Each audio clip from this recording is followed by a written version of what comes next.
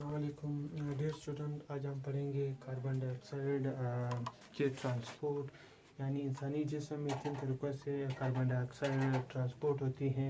सबसे पहले वाली तरीके को हम कहते हैं इस बाइकार्बोनेट आयन, जो 70% कार्बन डाइऑक्साइड को कैरी करने के लिए इस्तेमाल होता है।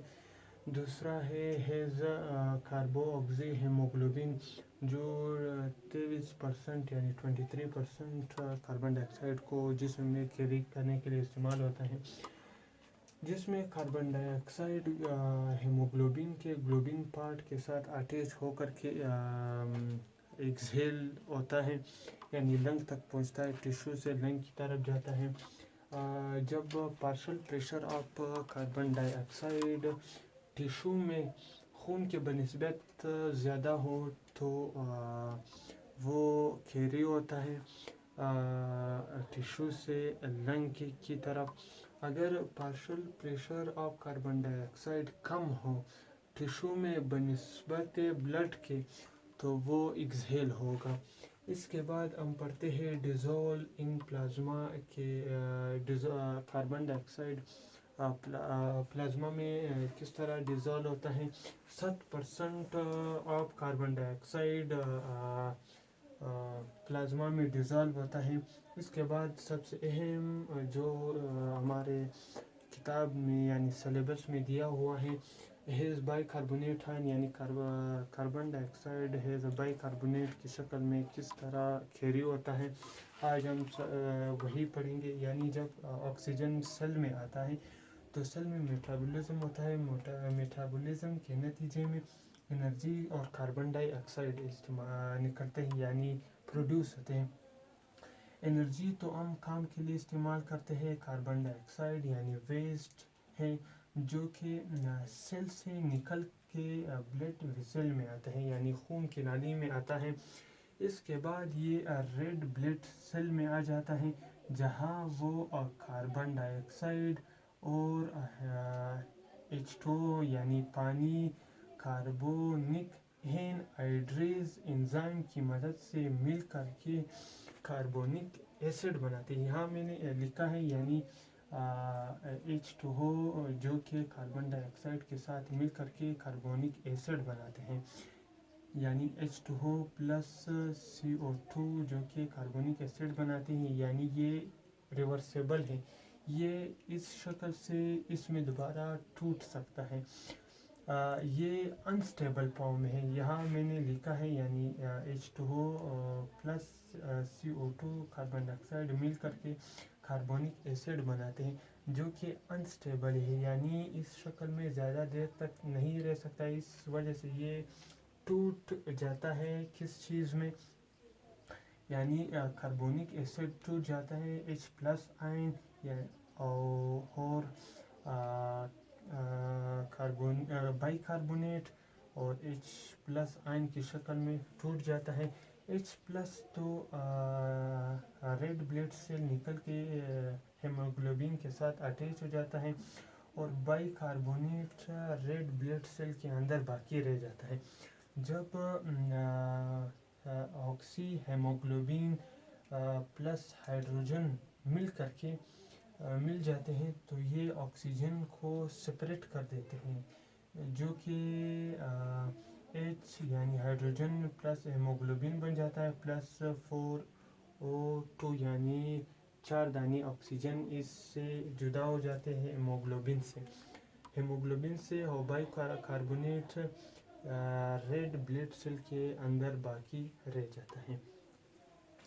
यहाँ आ जाते हैं यानी यहाँ हाइड्रोजन हेमोग्लोबिन के साथ अटैच है और बाइकार्बोनेट रेड ब्लड सेल के अंदर है। अभी इस स्टेज में बाइकार्बोनेट रेड ब्लड सेल निकलेगा, यानी बाइकार्बोनेट रेड ब्लड से निकलेगा तो उस पर नेगेटिव चार्ज है। अगर ये रेड ब्लड सेल बाहर आ गया तो रेड ब्लड सेल का बैलेंस तो बिगड़ जाएगा, यानी माइनस चार्ज जो इसका बैलेंस कायम रखा हुआ था, यानी किधर गया, हाँ ये है। बाइकार्बोनेट जब निकलेगा तो इसके नतीजे में क्लोरीन पोटाशियम के साथ मिल कर के रेड ब्लड सेल में अंदर दाखिल हो जाएगा, यानी क्लोराइड पोटाशियम की शक्ल में हीमोग्लोबिन के अंदर दाखिल हो जाएगा और बाइकार्बोनेट रेड ब्लड सेल से निकल के खून में आ जाएगा। ये खून में सफ़र करता हुआ जब लंग में आ जाएगा, लंग में। यहाँ मैंने एक बात छोड़ दी थी, यानी जब क्लोराइड पोटाशियम अंदर दाखिल होता है, बाइकार्बोनेट बाहर निकलता है, तो इसको हम क्लोराइड शिफ्ट भी कहते हैं, अम्बर्ग फेनोमेना भी इसे कह सकते हैं। जब बाइकार्बोनेट खून में सफ़र करता हुआ लंग तक पहुंचता है, यानी जब वो लंग में पहुंचता है तो ये बाइकार्बोनेट दोबारा रेड ब्लड सेल में दाखिल होता है, यानी यहाँ फ्रीली मूव कर रहा था, जब लंग में आ जाएगा तो ये दोबारा रेड ब्लड सेल में आ जाएगा। ये हेमोग्लोबिन पे मौजूद H+ आयन, यानी हेमोग्लोबिन पे यहाँ जो H+ आयन था वो अभी तक यहाँ तक मौजूद है। यहाँ ये हेमोग्लोबिन से सेपरेट हो करके दोबारा ये बाइकार्बोनेट के साथ मिल करके, यानी मैंने यहाँ लिखा है, क्या लिखा है, यानी बाइकार्बोनेट यानी H+ आयन जो कि HCO3 यानी बाइकार्बोनेट के साथ मिल करके हमें क्या देगा, दोबारा कार्बोनिक एसिड देगा, जो कि H2CO3 यहाँ लंग में दोबारा हमें क्या देगा, कार्बोनिक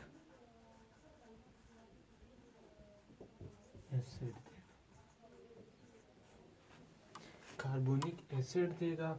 कार्बोनिक एसिड यानी H2CO3 के फॉर्म में आ जाएगा, यानी यहाँ ये दोबारा टूट जाएगा, किस चीज़ में, यहाँ वाटर में प्लस कार्बन डाइऑक्साइड में।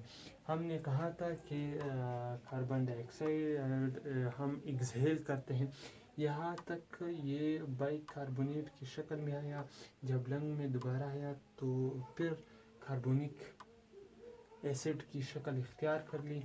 कार्बोनिक एसिड की शक्ल इख्तियार करने के बाद ये H2O प्लस CO2 यहाँ हमने लिखा, यानी हमने लिखा था कि ये कार्बोनिक एसिड यानी H2CO3 दोबारा टूट सकता है इरिवर्सिबल रिएक्शन में, किस चीज़ में, कार्बन डाइऑक्साइड प्लस H2O में दोबारा टूट के कार्बन डाइऑक्साइड अलैदा, ऑक्सीजन अलैदा करके कार्बन डाइऑक्साइड जो कि एल्वेलाई में दाखिल होगा, एल्वेलाई में डिफ्यूज़ होगा, क्योंकि ब्लड में कार्बन डाइऑक्साइड की कसरत की वजह से ये एल्वेलाई में डिफ्यूज़ हो जाएगा।